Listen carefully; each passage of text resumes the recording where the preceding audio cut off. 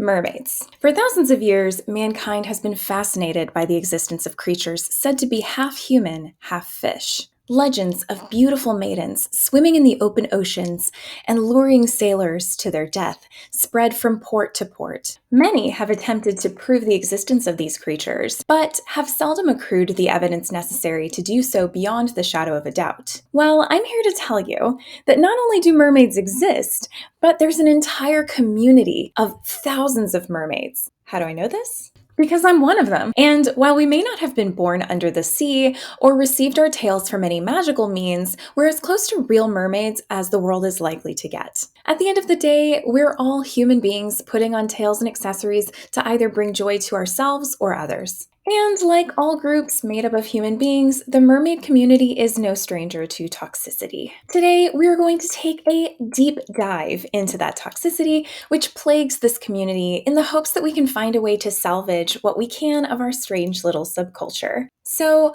while the term mermaid has become kind of gender neutral in the community just due to the fact that there are so many different mermaids of different genders, for the most part it is still a feminine term, and so I will try to use the term mer throughout most of this because that encapsulates all genders. So also a couple of trigger warnings because of course we're talking about toxicity, and so if you do happen to have any sort of aversion to any of the topics that are shown on the screen, feel free to click away from this video. You're welcome to join me on the next one. This is a video that I've been working on for literally months, but thank you so much for your patience to all of my subscribers, and let's get into it.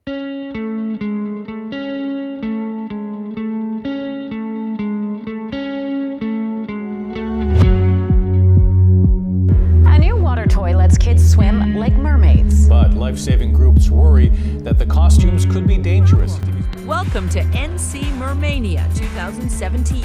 Yep, this is a mermaid convention. As someone who's been a part of the mermaid community for a little more than 6 years now, I have had plenty of my own experiences with problematic mers, and I've also witnessed a number of scandals and disputes between members, some of them minor offenses and some of them downright traumatizing. I've also been a member of some other similar communities as well, such as the cosplay community and the gaming community, each with their own flavors of toxicity, of course, but they do provide good points of comparison to the mermaid community. And the mermaid community, in my opinion, is by far the most rife with discord between its members. Because of the frequency of these infractions, I had to wonder what caused these harmful patterns to form in our subculture. Why is the mermaid community so toxic? I asked mermaids of all backgrounds what types of issues they've personally experienced in order to pinpoint any common threads between them, and the response was overwhelming. I've divided these common incidents into categories in no particular order. Before we continue, I will say that I have removed all names and identifying factors from each of these individuals just so that the focus of the video remains how to address toxicity and not to start more drama. Part 1. Art theft.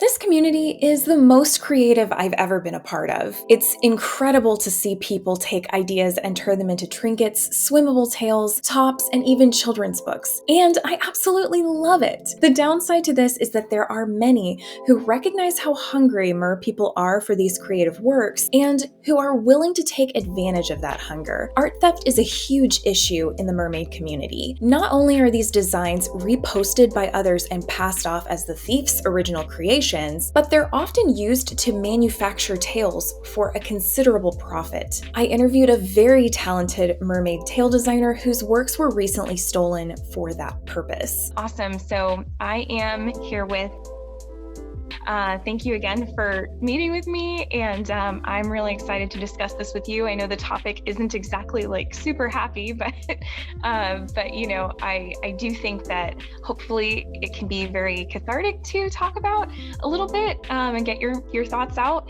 but also that it can be very helpful for anyone else who may be experiencing something similar or may have gone through something similar in the community.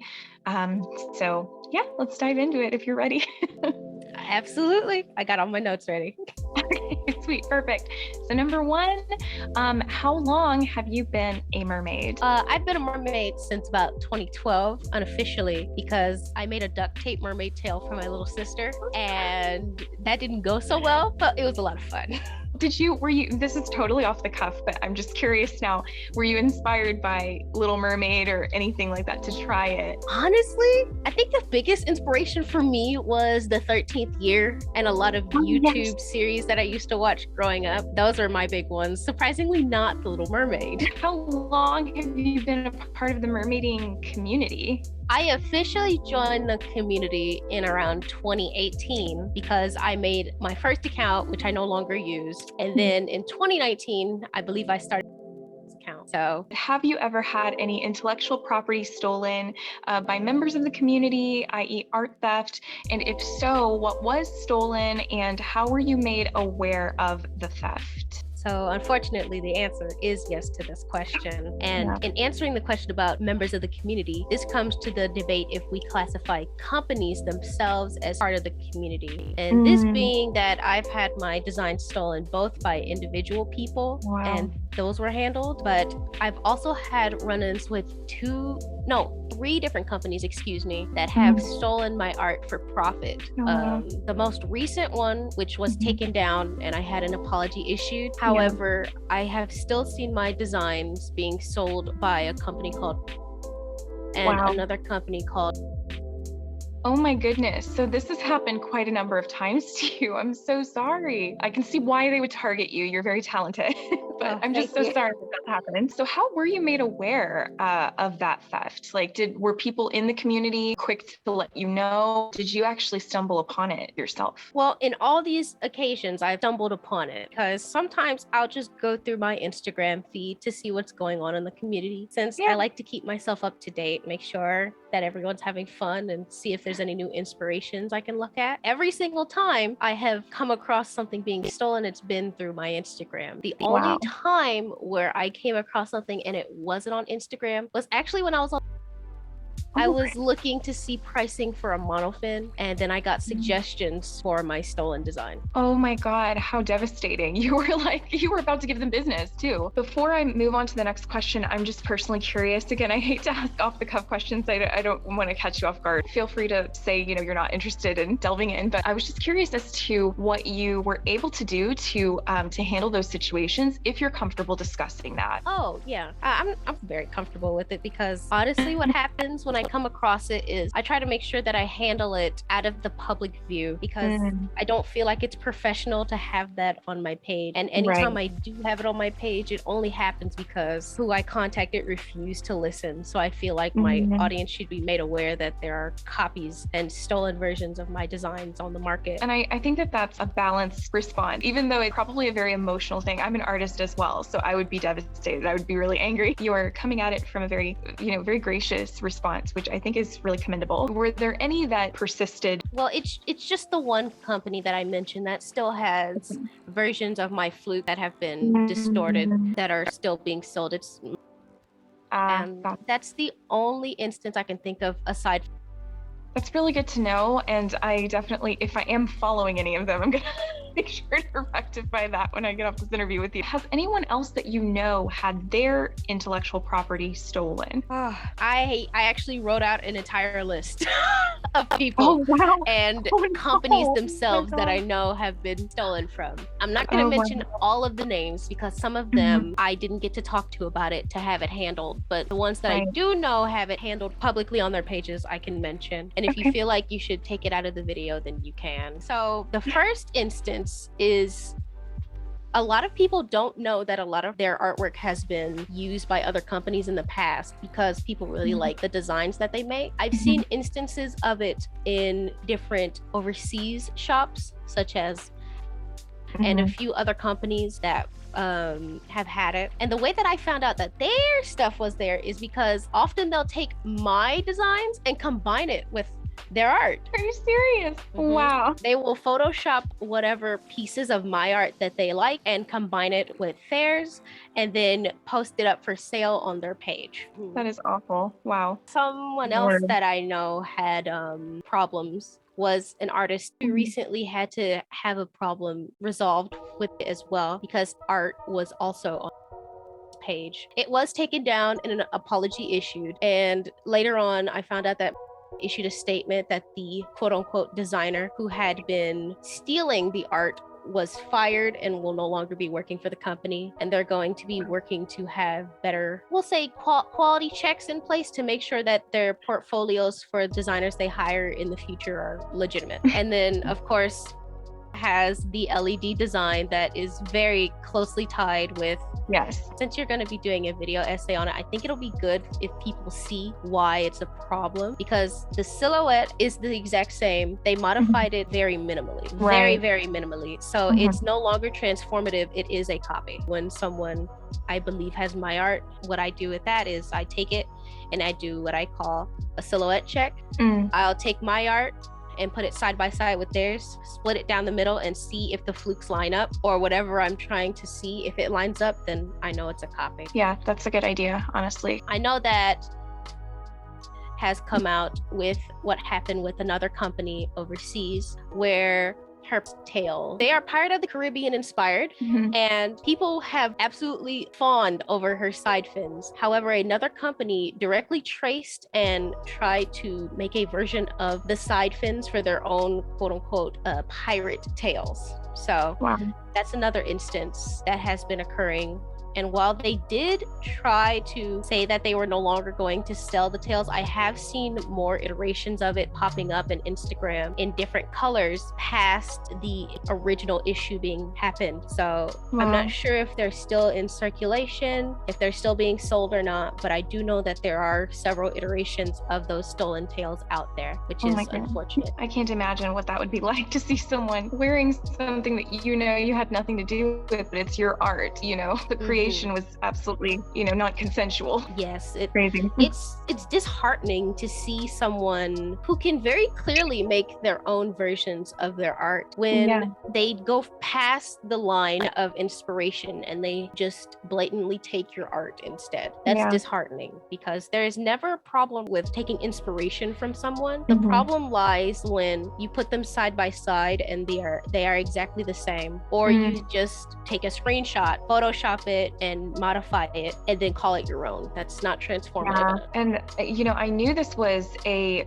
rampant issue. I've seen, you know, people come out about it multiple times. I've heard people tell their own stories about it multiple times.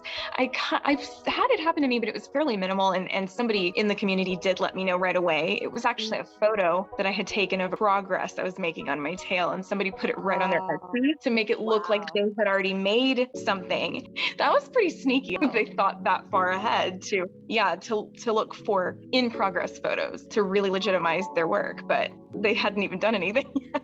So, that is interesting. I didn't think someone would want to copy in progress photos. Right? That was sneaky. I was very surprised myself, especially because, to be honest, it was very early in the progress. So I was like, this really doesn't look like anything. But to a customer, it would legitimize their business. It'd be like, oh, I can see that they made this. You know? So we gotta start watermarking everything, I guess. And sometimes you have to be careful with watermarks too, because on a lot of the art that I had stolen, there were watermarks across them. So you have to make sure it's something blatant that can't be easily covered. That makes sense. I still have people on this list. I've seen copies of on, and of course there's the copies that run rampant on Amazon, AliExpress, all those sites. And most recently, I've seen copies of tails. Really? Oh my gosh! Wow. Yeah, I didn't realize someone would copy a tail, because I always thought those are a budget-friendly option. I thought so. That blew my mind when I saw that. Right? That's crazy.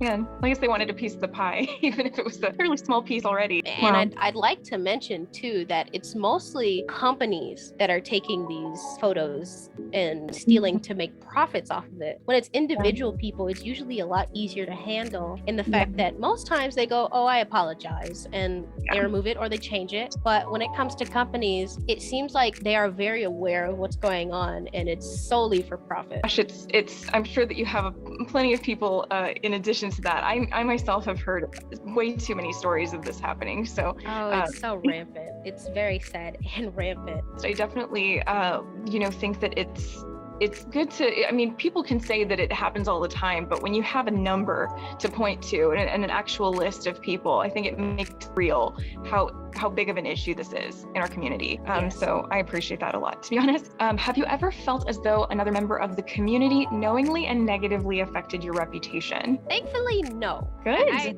I don't feel this way. Thankfully, things have been pretty open in the community for me. Good. Have you ever felt silenced by another member of the community, especially one with a larger following? No, personally not. But what I will say is that sometimes when I'm in the different buy and sell groups online, I do notice that sometimes there can be animosity in the comments when people share their different opinions about different companies and whatnot. Yeah. So I think that there should be a little bit more openness when it comes to criticism, because we are online, we're putting things out there, and if it's not a personal account, it's, you know, a business account, I think it's open to criticism. Right. Some things are off limits, but if it's something like, you know, even with me, if there's something I do wrong, then criticism is to be expected. We're not exempt from it. So I think it's important for people to understand that different opinions can exist, but they should be respectful about it when they go about it.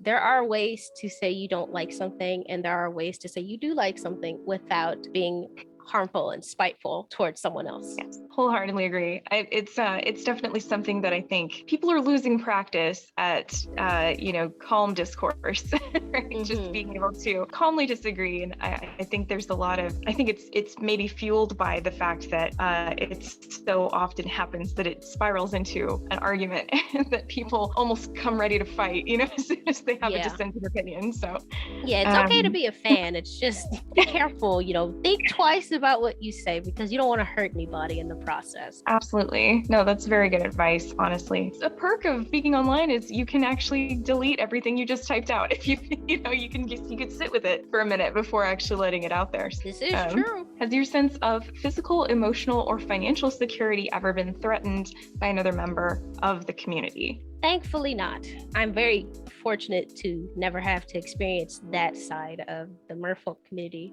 But something that I do know happens often are mervert, for one, and the art theft. The art theft definitely was disheartening to me. It caused me to really step back for a while. And sometimes when it happens, it actually causes art block for me, because you get into a state of, should I? Yeah. If I do it, someone else might take it. So should I really put it out there? Yeah. And you get into that disheartened state of why do it. And as far as merverts go, some people are very invasive online when it comes to people who are just dressing up as mermaids, because of course there's women and people who identify as female who are showing off areas that are usually covered up by normal clothing. So people feel entitled to talking about it and objectifying them in ways that they should not be. Absolutely. So I know those are two issues that I see quite often. Yeah, oh, definitely. I think that it's really fascinating, isn't it? Because I think that part of the issue may even be that we're embodying a fictional creature. Like, it happens with cosplay as well. So often, you're embodying a fictional character, and so people almost feel like they can treat you as though you're not real. You're not an actual human being. And so it's wild to me. Like, there's just this cognitive disconnect all of a sudden. Yeah, they just forget you're a person. Do you have any suggestions on how we can address these issues to create a more welcoming environment for MERS and artists in this particular case? Well, of course I have some point. One point that I definitely wanted to point out was, when it comes to the theft, I know that it would be very helpful if they can recognize who the original artist is and just make the original artist aware of it. Because sometimes there are instances that will slip under the radar, and then by the time they see it, it's too late. Someone else has already bought it. So I think that if people are more privy to point out if someone is doing something, then, that'd be helpful to the artists for sure. Especially if they're a really small artist and it's just one individual person. Absolutely. Reverse image search helps a lot for me, at least, with, checking to make sure that art is from the person who created it. That's a good idea. I know if it's been altered by any degree, it's hard for Google to pick up on it, but it's worth a shot.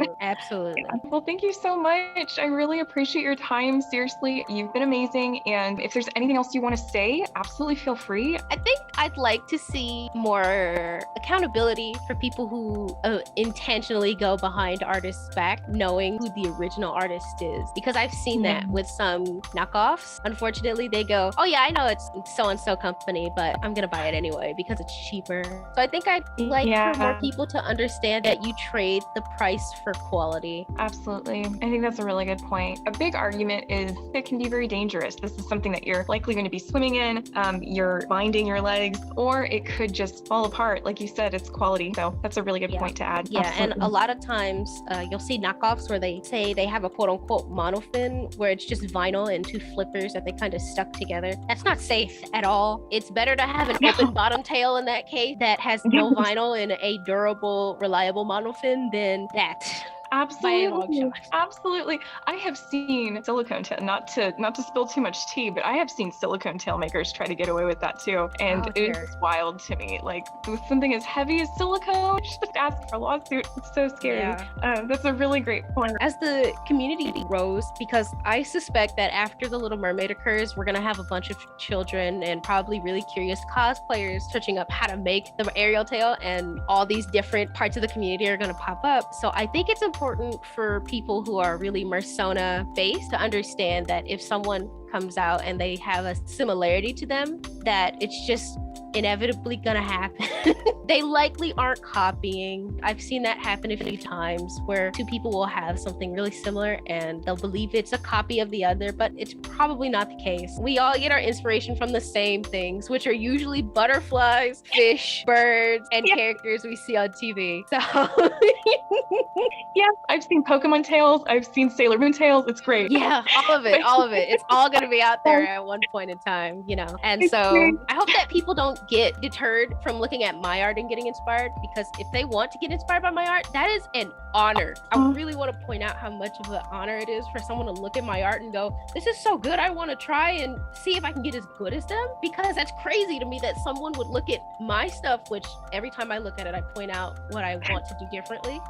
And they go, yeah, that's great. I would like to try this and, you know, learn if I can do that. I don't want to deter anybody from trying to take inspiration from other artists like myself and other big creators in the community. But I do want to point out that simple gradients are going to repeat everywhere.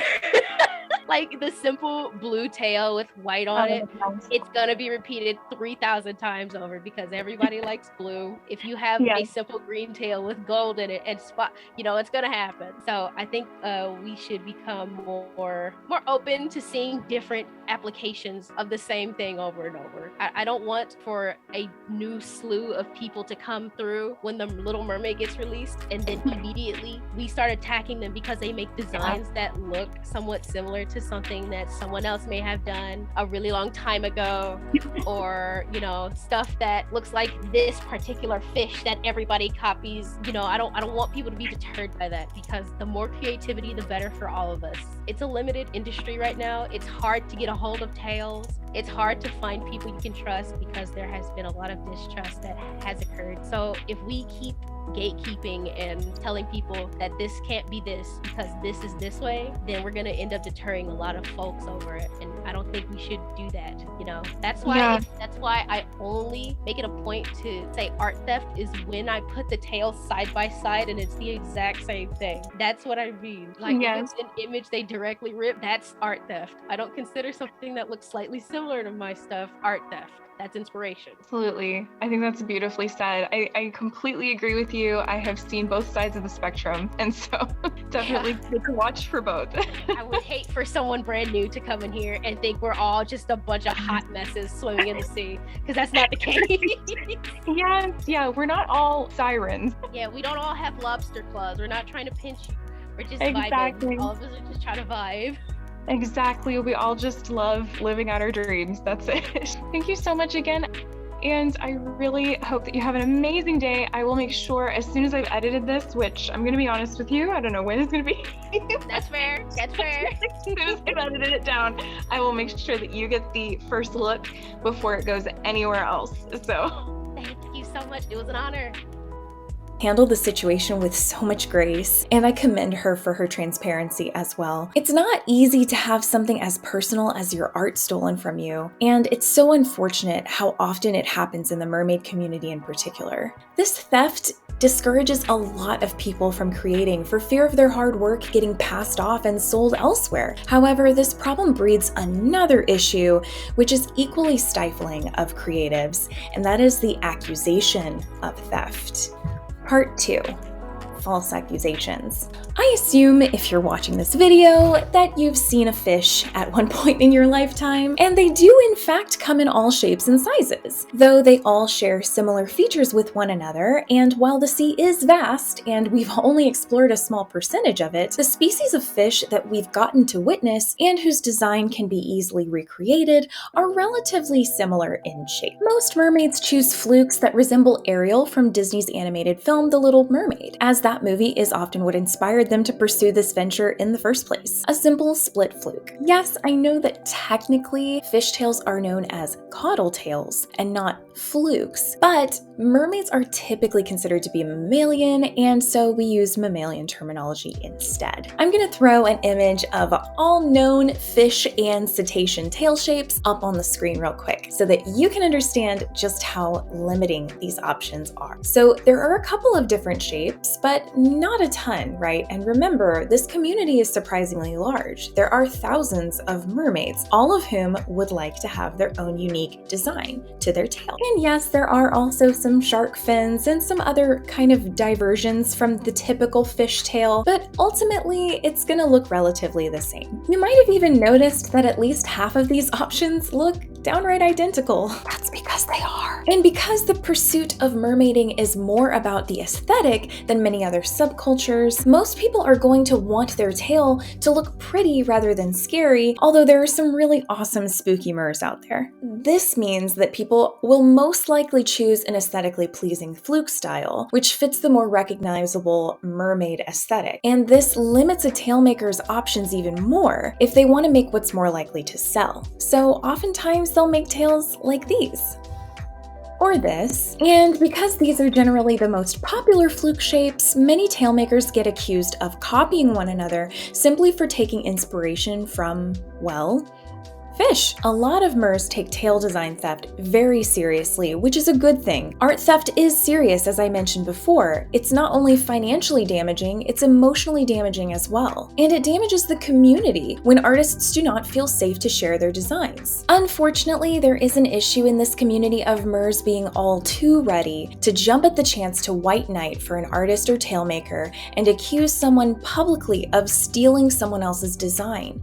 This mermaid experienced some harassment from the community when she posted a commission that she did for one of her customers for a tail design. And this was her response. In all this, I made a post with the final designs, which, not because of the people calling me out, but the design was already made and printed. I just haven't made a final reveal.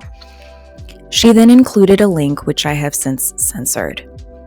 Showing that colors coexist and no one's trying to copy anything, I see that the colors sort of overlap, but that particular gradation exists so much, and I feel like as tail makers, we like to listen to the client, and I understood that she wanted her own look and was not trying to copy. She had inspiration photos with colors showing the flow, but the tail maker's tail was not in there. It's a creative gatekeeping to think that the big names own everything from style to color. It's regarding this custom tail I made for one person, and these are the comments that followed it by this tailmaker's ambassador. It was very nasty, and many people came in to defend me, which I'm grateful for. And it just stopped, and I never got any direct messages with this person. So allegedly, according to this tail designer, she created a design for a client that apparently, according to a few people in the community, was similar enough to a large name tailmaker that she was accused of copying said tailmaker, even though, according to this designer, her client did not include that tailmaker or any of their products in her inspiration. This is her experience. It's not necessarily what is true. Whether or not she had actually copied the style or design of another tailmaker, large or small, is irrelevant in my opinion. What honestly matters most to me in this instance is that she was called out publicly on her Instagram prior to being messaged privately about the matter, which is a common occurrence, and it shows a lack of respect for these designers that are accused of copying, just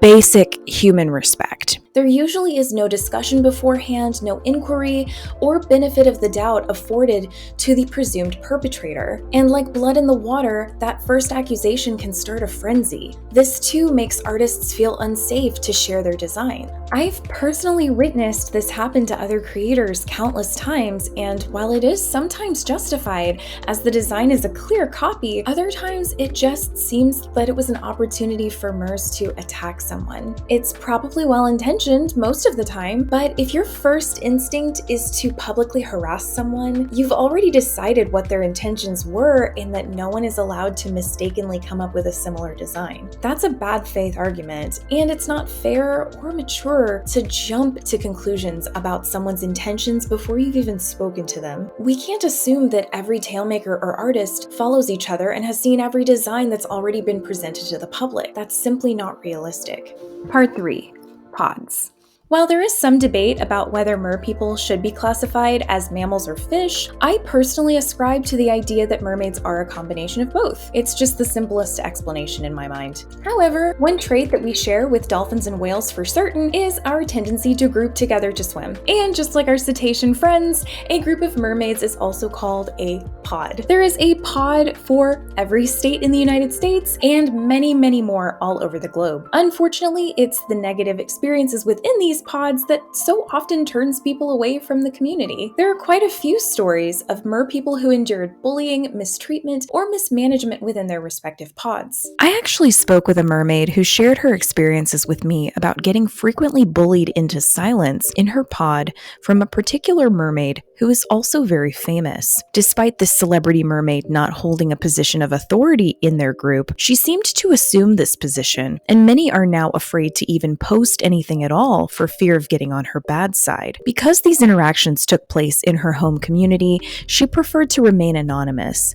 This is likely a huge contributing factor to the silent acceptance so many of us resign ourselves to in these situations. Our pods consist of mermaids who are literally closest to us, so our social lives and reputations are at risk if we dare to speak out against bad behavior, especially against a hometown celebrity. The mermaid community attracts a few different types of people, I've noticed. All of us share a love of mermaids, obviously, but many of us are neurodivergent or socially awkward. Others in the community joined because it can be a pretty lucrative way to get into modeling or just to get attention online, which is lucrative in a financial sense, or just for validation. Several of the more prominent pillars of the community have already been interviewed by their local newspaper or featured in viral videos simply for being a part of this captivating trend. And it definitely takes talent. Like with any type of entertainment, mermaiding requires the ability to market yourself, which is a skill all its own. It also typically requires a lot of time, money, and perseverance. Many mermaids take this art form very seriously, and they spend much of their time increasing breath holds and endurance, earning licenses and certifications, and perfecting underwater acrobatics on top of the marketing that they're already doing for their brand. Most mermaids deserve all of the notoriety that they get.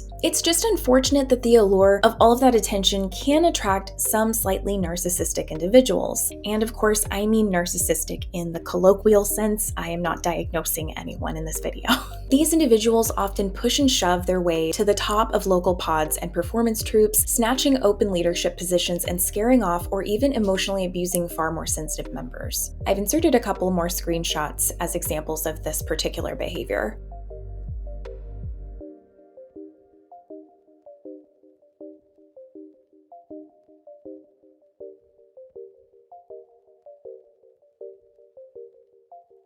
Part 4. Fatphobia. If you ask the majority of the mermaiding community, we would tell you that mermaiding is for anyone and everyone, no matter what your gender, race, religion, background, or body type happens to be. Unfortunately, not everyone feels this way in truth, and you can see, based solely on numbers, that thin mermaids seem to have an easier time gaining an online following and booking gigs. This has been a well-documented issue among MERS for quite a long time. MERS who are built thicker or who are overweight tend to not only have a much harder time gaining a following on their social media or booking gigs, but they also can be harassed simply for existing. The number of times that I have had thicker MERS confide in me that they were scoffed at or called a beached whale for simply swimming in a public area, it makes me sick. MERS typically expect some perplexed stares and whispers from others when we choose to practice our hobby in public. It's unusual to see someone practice swimming around in a costume, and it's normal for people unfamiliar with the practice to react with some surprise, interest, or confusion. That said, thin mermaids aren't typically referred to as whales, and while they may be made to feel strange for wearing a tail in public,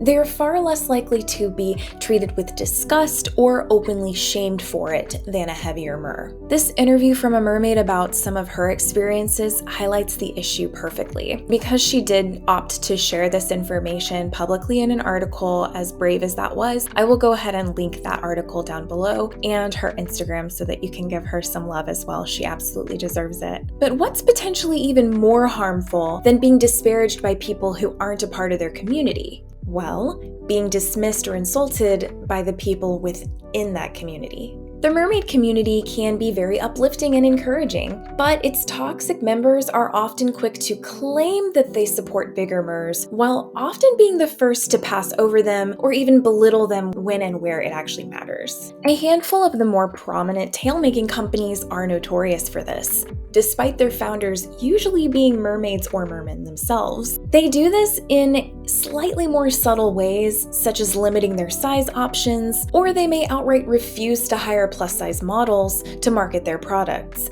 at least until enough people call them out for it. Now, I will say, legally, all of this is alleged, so that I don't get sued by the notoriously more litigious of mermaid tail-making companies. And yes, some of the bigger ones are very litigious. Fat MERS already deal with enough issues living in a society that seems to worship slimmer figures. The last thing they need is to be bullied or just flat out ignored by their own community. Part 5. Racism. If you've already seen any of the reactions to the live-action casting of the upcoming remake of The Little Mermaid, you've probably already seen just how Black mermaids are sometimes treated by the general public. So many of the naysayers suddenly become amateur marine biologists, claiming that a realistic depiction would be an albino, as a mermaid wouldn't have a lot of melanin in their skin living deep in the sea. They seem to have forgotten that Moby Dick was a huge deal because he was an albino, implying that it is not a common coloration for a whale, an animal which historically has dwelt underwater.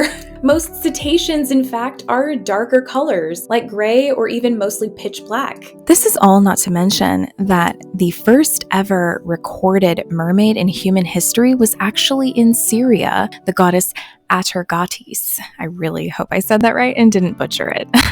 And Hans Christian Andersen didn't even describe the Little Mermaid's skin tone in his original work, which, by the way, was an allegory for his life as a closeted gay man. Aside from her skin tone, people have complained that Halle Bailey's hair isn't red enough for their liking, or that it isn't even realistic that a Black woman even have red hair. Both of these arguments are ridiculous reasons to get so up in arms about a casting, as the first is based on personal preference and assumes that the limited footage that we've seen of Ariel's hair in the blue tinted sea is a great point of reference to judge. And the second is just factually incorrect and says a lot about how seldom these people actually even interact with those outside of their finite circles. And ultimately, their entire argument falls apart when you point out the absurdity of vehemently advocating for realism in your film about a magical mermaid princess.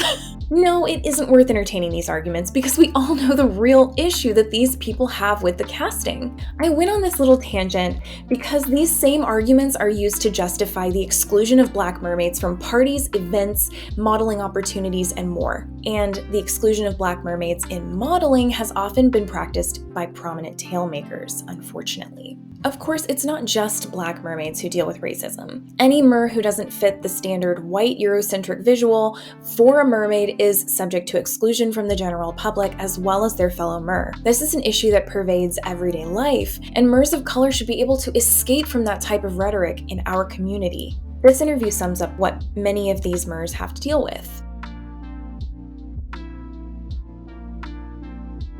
This is an instance that a mermaid shared with me in which she experienced severe ignorance from a very prominent member of the mermaid community. It isn't right for a white person to come into a Black space and try to take the attention away from Black creators who are trying to share their experiences in the community. And our community needs to be a safe harbor for all people groups, or else why would any of us want to be a part of it? Part 6.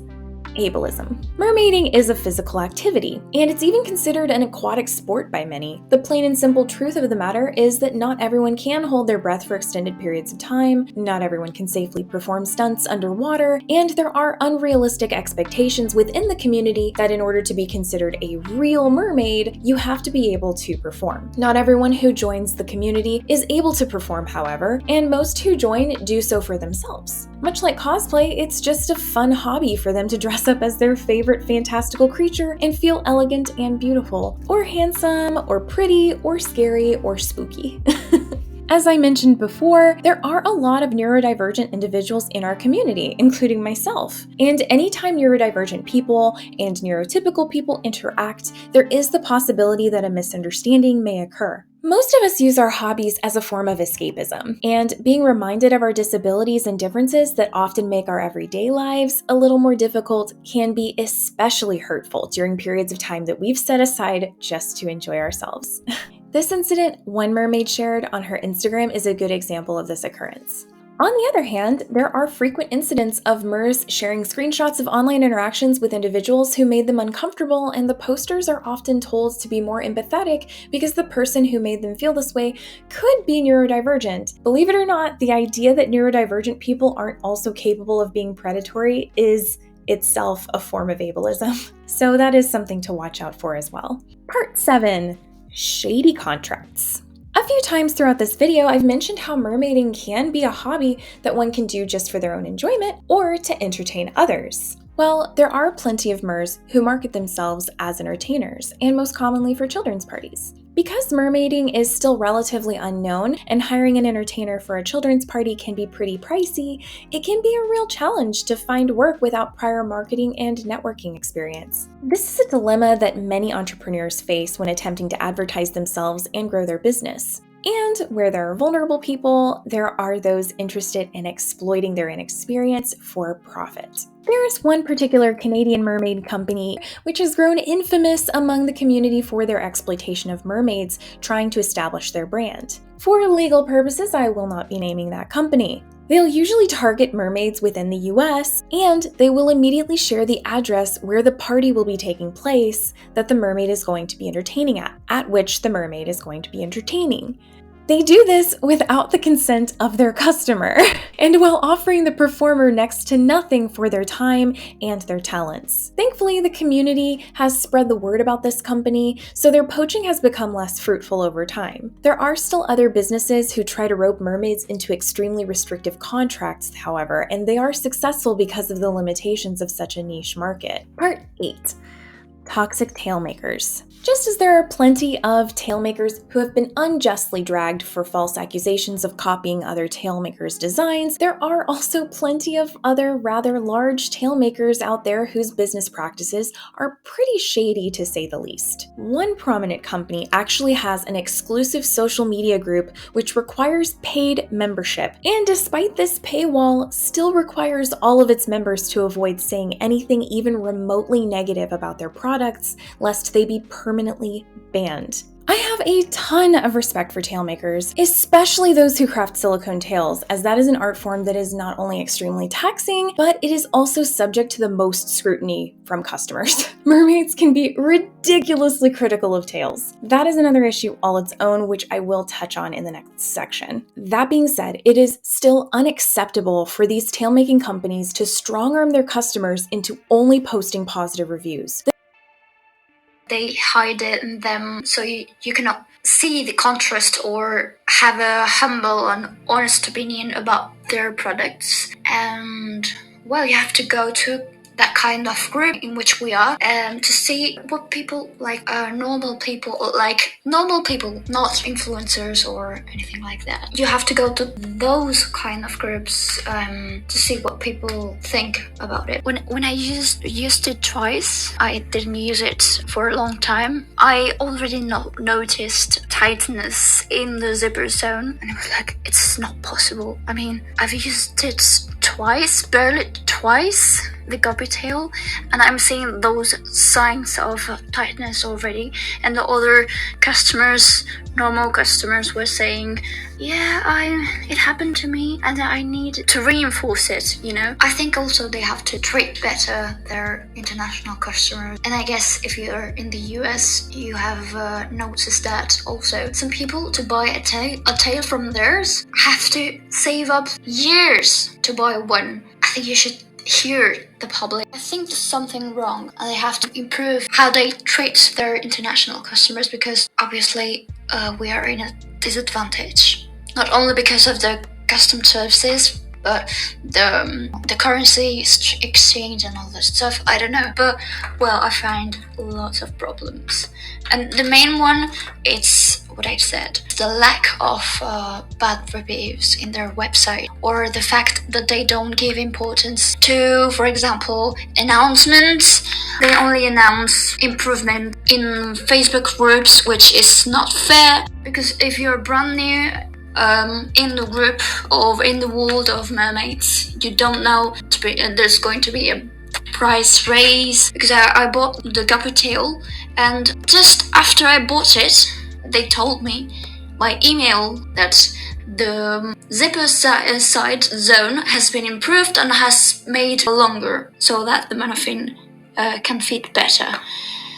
And well, those kind of improvements, they don't announce it. They only announce photos with influencers, which is great. I like it, but I feel that there's a lack of communication by their main social. I hope that you can extract some information from there, because I even myself don't know what I'm saying, because I have so many ideas and so many things to say that I lose the organization of what I say. So at about this point in our conversation, I actually interjected via text to just assure her, that it's perfectly fine. I did understand everything she said. So I said, I completely agree. It's not a good business practice, and I'd like to look into the legality of it, because at least here in the US, where I assume this company is based, companies are not supposed to be able to hide their reviews. And yet I have heard from many that this tailmaker not only hides their reviews, but deletes comments and bans members who try to share their experiences with their products. Exactly, that's what I thought. And also in the post I've made in Facebook in the same group as you, well, as I've told you, loads of influencers questioned me like, that doesn't seem like a scam. If you, for example, if you buy a whimsy tail, it's not the same because the material is a better one, etc, etc. And I was like, I don't have the money to buy one. It's very expensive. They were all defending me, and it wasn't normal, because I got my guppy tail when I used it twice. That time I didn't use it for a long time. And also I wanted to tell you something. I don't know which languages do you speak, but if I can tell you, or if I can help you to translate it to Spanish or to French, I'll be very glad to do it, because I want even though everyone knows English, I'm sure that could be helpful for somebody who doesn't have many skills in English to be aware. So if you want, I can help you, I can translate it, but I want to help. Seriously. This same company is also well known for threatening legal action against anyone they believe to be potentially competing within their market. What's often worse than these companies themselves is their ambassadors. MERS have experienced harassment from the ambassadors of certain well-known tailmaking companies simply for coming out with a vaguely similar tail design, writing a negative review, or trying to develop their own variation of the same products offered by said companies. And for those who are unaware, there really aren't any ways to actually copyright these designs, really. I mean, it's legally, it would be very difficult to sue for copyright infringement for these particular tails, at least from what I have been told. The fact is that mermaids owe a lot to their tailmakers. They bring our fantasies to life and allow us to build our businesses and live our dreams. Because of this, it's extremely easy for a cult-like mentality to develop between these companies and their ambassadors and fans. There is a huge power imbalance there, and it is often exploited. And because the tailmaking market is in a bit of a chokehold by the more prominent companies because of all of the aforementioned legal threats and hostile supporters, they're a little bit like the mermaid mafia. It isn't really a free market when people are too scared to form their own businesses selling similar products. So while I was editing this video, a huge incident happened with this particular tail company, and honestly, the owner mistreated a friend of mine, and while I would like to go into detail, I don't want to draw any unwanted attention to it. She did come out publicly with her statement, but I really just want to go ahead and go on the record and state that if you are an artist, do not work for Mer Taylor, allegedly. Okay. Moving on to the next part. Part 9, Elitism. When I asked my fellow MERS about their experiences with toxicity in the community, this is by far the most common response that I received. The root problem seems to be encapsulated by this one word: elitism. Why is it that anytime human beings form communities with one another, there are always those who want to be the best and feel that it requires them to find ways to put others down? In the mermaid community, it's primarily tails that are manipulated for this purpose. There's been an ongoing debate for as long as the community has existed regarding whether you need a silicone tail to be deemed a real mermaid. Just about everyone who was first introduced to the concept of mermaiding saw videos of picturesque mermaids swimming gracefully in realistic silicone tails. With that in mind, it makes sense that a lot of us started out kind of transfixed on the idea that silicone tails were just better and that fabric tails were a poor substitute. So I'll do a voice message. One of the things that, and I don't know if anybody's already talked about it, but I always felt like before I entered the community, it seemed like, well, one, there was a separation, or that us melanated merfolk weren't really in existence. I really didn't see many until I started really seriously digging. And that was right around when they did their first summit last year.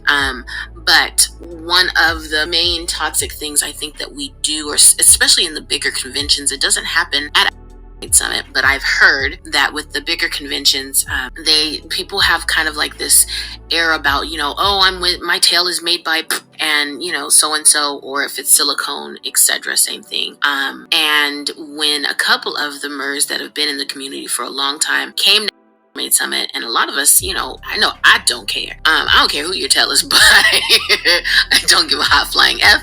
If you're a MER, you're a MER. The end. And if your tail costs $50, as long as you're swimming safe, that's all that matters. But they tried to bring some of that same kind of attitude or a bit of arrogance that comes with it. I have so many followers, or, everybody knows me, or it had that kind of attitude. It got shut down really quickly. But I've been told that a lot of that still exists in some of the other mermaid communities, and then also in some of the other cons. And that's also kind of what turned me off. I didn't know much, but I wasn't sure if I wanted to be a part of any clique. And it felt like almost like, well, you're Listen, in my opinion, I think they've all lost their minds price-wise, and they fade. But anyway, I think that that's kind of toxic. I think we should just, if that's the tale of your dreams and you want to spend whatever it is, that's awesome, but it doesn't devalue anyone else who doesn't desire or can't spend that kind of money. And for me, in my mermaid journey and the mermaids that I'm encouraging coming up, I encourage them to start small. You don't have to save up for the next 5 years to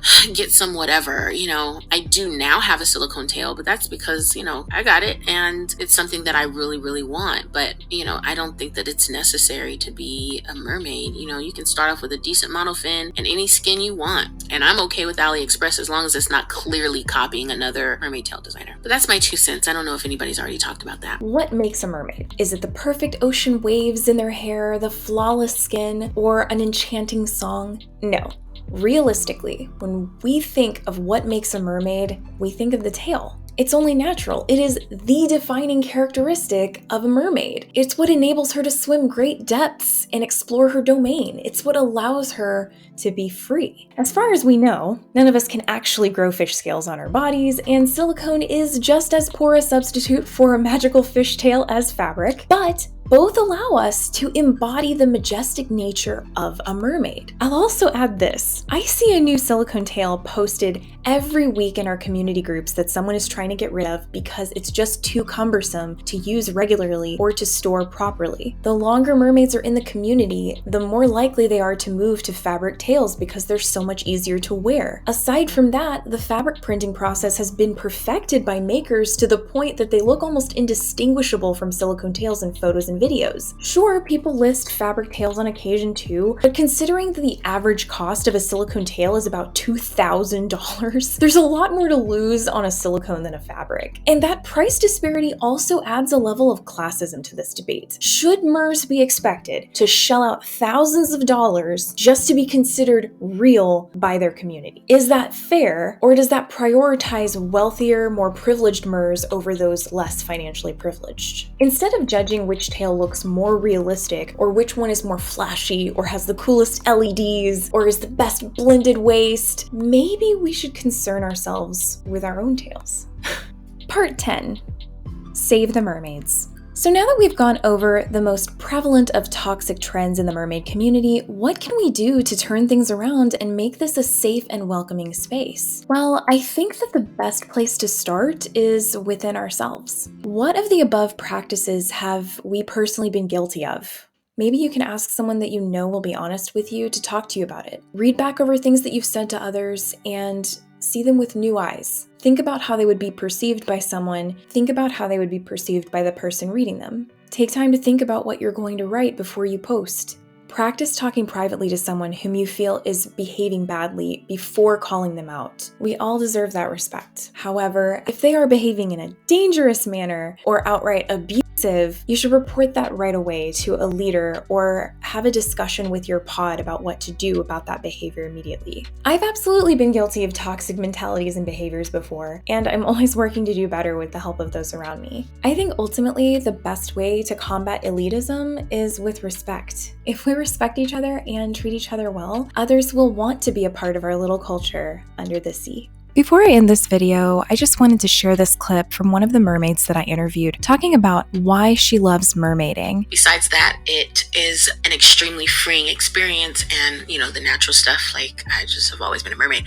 For me, one of the reasons why I enjoy being a more public mermaid is because I want to dispel the myth that Black people don't swim or don't like to swim. Like, I freaking love to swim, and I encourage others to do the same, and there's lots of us out here who do. So my desire as being a public mermaid, let's just say, is to do that, dispel that myth, and then also encourage people who don't know how to swim, especially within my melanated community, to learn so that we can get more mermaids and more mermaids of color, whether we're talking Asian mermaids, Hispanic mermaids, Indian mermaids. The more people see other cultures out here mermaiding, even if it just means they see it and they tell themselves, you know what, I am going to stop living in this little box and I'm going to open the lid for myself to be whatever it is that I want to be, whether it's a mermaid or whatever, just become more free and more happy in the little bit of life that we have. So yeah, that's one of I have a lot of goals, but one of my main goals is to open people's minds and open people's hearts and get more mermaids of color, all genres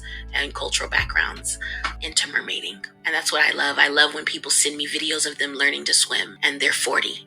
Like, that brings my heart so much joy. Thank you guys so much for watching. I know this video comes like months after my last one. It has been so long since I released a video. I have no excuse except like all of the usual excuses: life, work, everything, school. It's all of it. It's all of the excuses are actually true. However, I do have a cool new thing though. Yeah, they're little lotus lights. Isn't that cute? I love it. Okay, well, thank you guys so much for watching. Like the video if you like it. Please share if you feel like it's interesting, and subscribe if you would like to see more of my content. I really truly hope that you like the video though, and that you have an incredible day.